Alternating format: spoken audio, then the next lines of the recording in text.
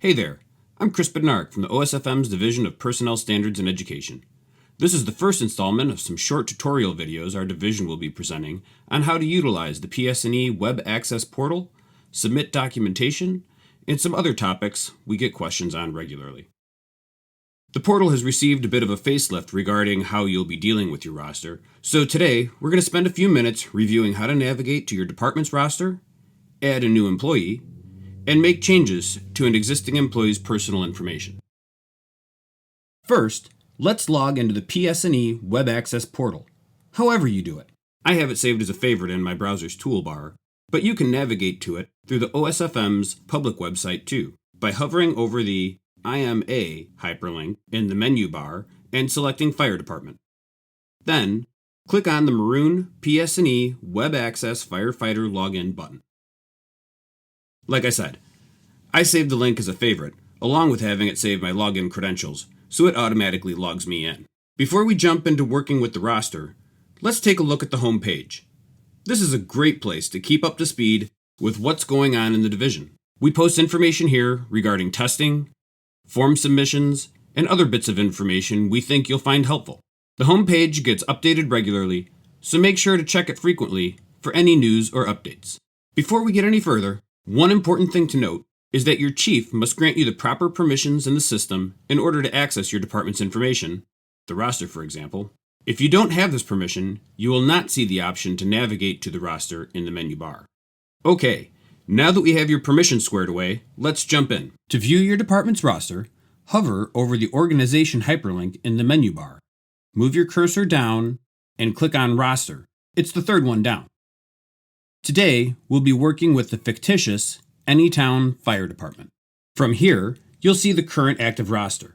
The member name links will navigate you to that member's personal information, and the training links will take you to that member's OSFM training documentation. While we're looking at the full roster, please make sure your members are registered. You can tell if your members are registered by checking the Registered column, where it will say yes or no, and looking for a registered email on the right side of the table. As the OSFM moves forward with computer-based testing and potential updates to our current communications model, having a valid email address for all of your rostered personnel will be required. Plus, if you have a member who wants to sit for a computer-based exam, they're required to be registered before requesting an exam. Okay, let's add a new employee to the roster. Click the Add New Employee link at the top of the screen, and we'll add information into the fields on the form. If there is a red asterisk, the field is required in order to successfully complete the form. You'll notice some new drop-down menus and calendar options that will help make this process more efficient. Let's start with the name, birth date, and address fields. It's super important to remember that however you enter the name is how it will be printed on OSFM certificates in the future. It's also the exact way your member will have to enter their name when they register on the portal, punctuation, and everything. The next few fields are pretty self-explanatory, but then you get to job title. You'll see that this field isn't required, but many departments use it to classify their members. You can add a title such as probationary firefighter, firefighter paramedic, lieutenant, captain, pretty much whatever you want. This is your field to categorize your members. The hire date, driver's license state ID, and birth date fields are required and are used to help us make sure there is no duplication of individuals in our system. Next, we go to employment. Most new employees will have an employment status of volunteer, paid, part-time, paid on call, or cadet. Select the option that is most appropriate for your organization. The position field will most likely be firefighter, but any of the options are valid based on the needs of your department. For instance, if you have a secretary or administrative assistant who requires portal access but is not a firefighter, that individual might be listed as non-fire suppression. Your new employee's status will be active by default. Once you have completed all of these fields, click the Create button.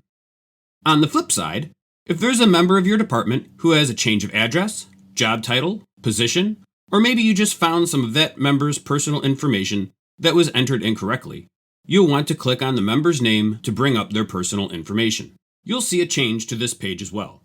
The member's current information is in the right-hand column, and any updated information to be entered will be in the left-hand column. This is also where you will change a member's status from active to inactive. To do this, select Inactive from the Status drop-down menu and add that member's end date. This is how you move a member to your inactive roster when they leave your organization. You can also use this feature when you have a member who is listed multiple times under different positions and you're just looking to clean up your roster a bit. It's important to know that nothing is ever removed from the portal's records.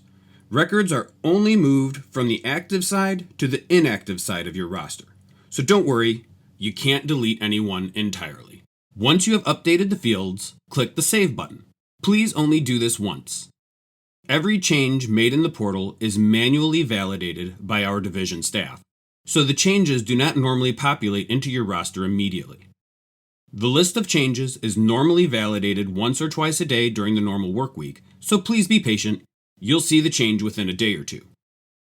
Finally, if your organization is going to have a change in fire chief or director, click on the Change Fire Chief or Schools Director link at the top of the page. To update your chief or director using this link, the current chief or director must still be active on the roster. And just to clarify, you cannot update or change the chief through the personal information link. It must be done here.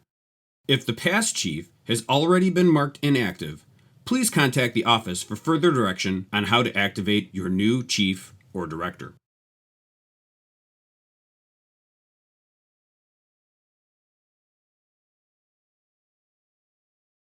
Well, that's about all I have for this installment of Portal Training.